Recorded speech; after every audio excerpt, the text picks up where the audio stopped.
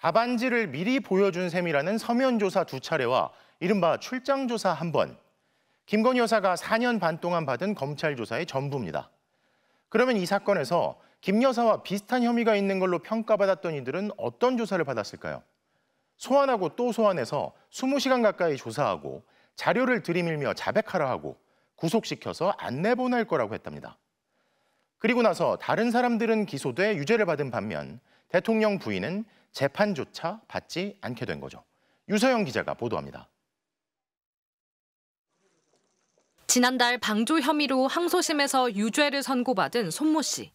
청구하실 건가요? 방조 혐의 인정하시냐고요? 검찰은 김 여사와 손 씨는 다르다고 했습니다. 손 씨는 주가 조작 주포와 직접 연락한 물증이 있지만 김 여사는 그렇지 않단 겁니다.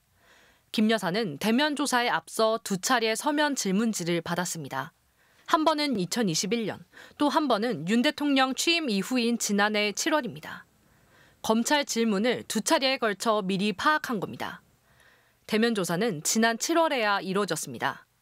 김 여사는 내가 이런 얘기를 했어요라고 되물으며 대부분 잘 기억이 안 난다고 답했습니다. 조사는 검찰청사가 아닌 경호처 부속 건물에서 6시간가량 진행됐습니다.